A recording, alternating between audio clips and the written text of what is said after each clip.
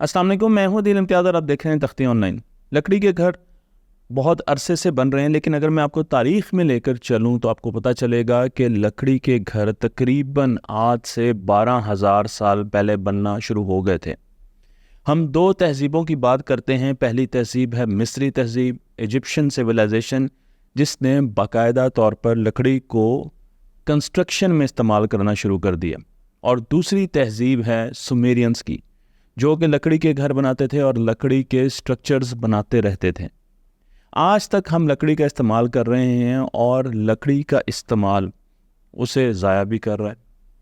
मैं आपकी तवज्जो दिलाना चाहूँगा आज एक ऐसे टॉपिक की तरफ जो कि बहुत ज़्यादा अहम है।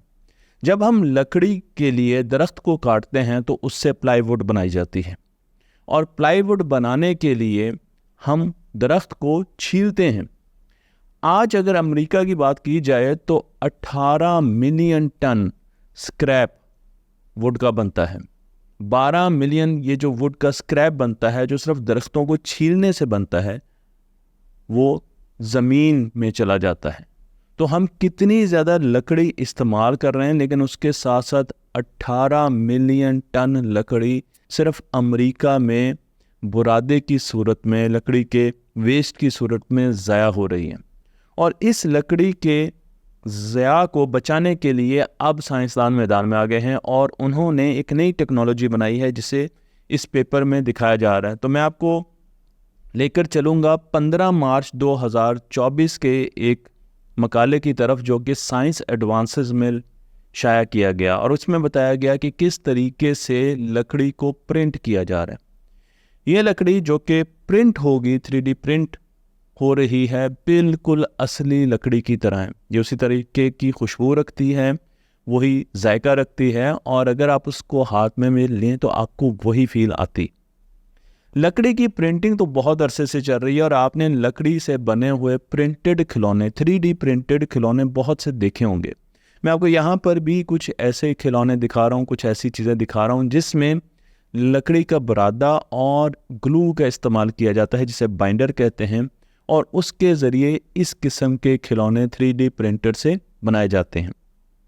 इन खिलौनों में अभी भी असलियत से बहुत दूरी है। अगर आप इन खिलौनों को अपने हाथ में लेकर देखें तो आपको ये एहसास नहीं होगा कि ये लकड़ी के बने हुए हैं। जिस तरीके से बचपन में हम तरखान से बैट बनवा कर खेलते थे, वो फील हमें आती नहीं है।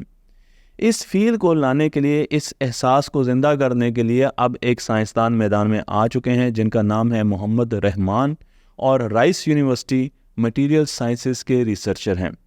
इन्होंने 3D प्रिंटेड लकड़ी बनाई है जो कि बिल्कुल लकड़ी की तरह ही महसूस होती है। अगर आप उस लकड़ी को देखें तो आपको एहसास नहीं होगा कि इसे प्रिंट किया गया है या ये मस्नूई लकड़ी है।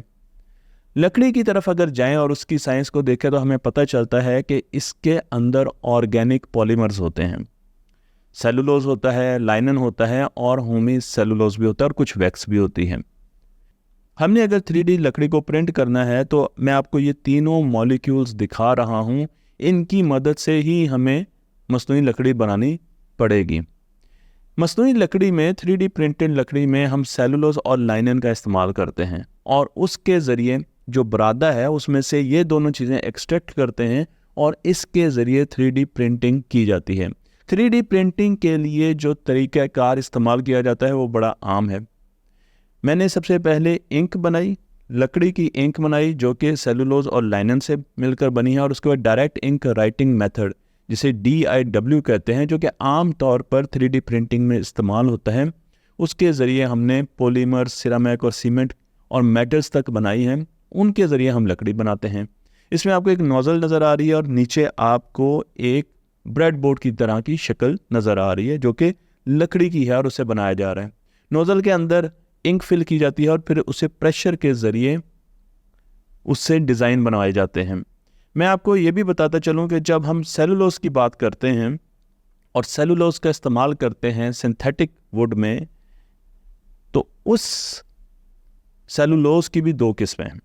पहली जो किस्म है वो मैं आपको यहाँ पर दिखा रहा हूँ, जिसे नैनो फाइबर सेलुलोज कहा जाता है, और ये ऐसा सेलुलोज है जो कि अगर आप बज़ाहिर देखें तो आपको एक चिकने मादे की तरह नज़र आएगा। लेकिन अगर आप माइक्रोस्कोप के ज़रिए, इलेक्ट्रॉनिक माइक्रोस्कोप के ज़रिए से देखेंगे तो आपको अंदाज़ा होगा कि नैनो फाइबर का एक जाल बिछा हुआ है, जो कि अगर हम 100 नैनोमीटर की रेजोल्यूशन पर जाते हैं तो बड़ा आम नज़र आएगा। इस किस्म के सेलुलोज को नैनो फाइबर सेलुलोज कहा जाता है और ये इंक में इस्तेमाल होता है। लेकिन नैनो फाइबर सेलुलोज की जो इंक बनती है वो बहुत गाढ़ी बनती है। और आपको याद होगा जब बचपन में, अगर वो बच्चे जिन्होंने पेन से काम किया है उन्हें याद होगा कि जब कभी इंक गाढ़ी आ जाती थी तो लिखने में बड़ा मसला होता था। हम तख्तियों की जो दवात बनाते थे, अगर उसमें भी ज़्यादा गाढ़ी स्याही का इस्तेमाल हो जाता था तो जब हम लिखते थे तो बीच में ज़र्रे आना भी शुरू हो जाते हैं। बिल्कुल उसी तरीके से नैनो फाइबर सेलुलोज के ज़रिए जो इंक बनती है वो बहुत ज़्यादा गाढ़ी होती है, उसमें चंक्स होते हैं, उसमें लिखने में परेशानी होती है और प्रेशर ज़्यादा एक्सर्ट करना पड़ता है आपको लिखने के लिए, तो इसके अपने मसाइल हैं। और दूसरी टेक्नोलॉजी हमारे पास है नैनो क्रिस्टल। तो अब हम नैनो क्रिस्टल की तरफ जा रहे हैं और मैं आपको यहाँ पर नैनो क्रिस्टल की तस्वीर भी दिखा रहा हूँ। इसके ज़रिए भी हम लकड़ी को प्रिंट कर सकते हैं, लेकिन नैनो क्रिस्टल का अब अपना एक नुकसान है, और वो ये कि जब इसके ज़रिए क्रिस्टल्स को या वुड को प्रिंट किया जाता है तो स्याही जो है, इंक है, स्याह तो नहीं मैं कहूँगा, जो इंक है वो बहुत ज़्यादा पतली बनती है। और जब इंक बहुत ज़्यादा पतली बनती है तो उससे जो स्ट्रक्चर बनाया जाता है वो बहुत ज़्यादा स्टेबल स्ट्रक्चर नहीं होता। मैं आपको यहाँ पर तस्वीर भी दिखा रहा हूँ कि वो स्ट्रक्चर थोड़ी देर के बाद ही कोलैप्स करना ख़त्म होना शुरू हो जाता है। तो जो वाटरी इंक है, जो पानी से पतली इंक है, वो बनती है। तो हमें बड़ा ख्याल रखना पड़ता है कि हमने सेलुलोज और लाइनन की मिकदार क्या रखनी है और उसकी केमिकल कंपोजिशन क्या रखनी है ताकि स्याही अच्छे तरीके की बने।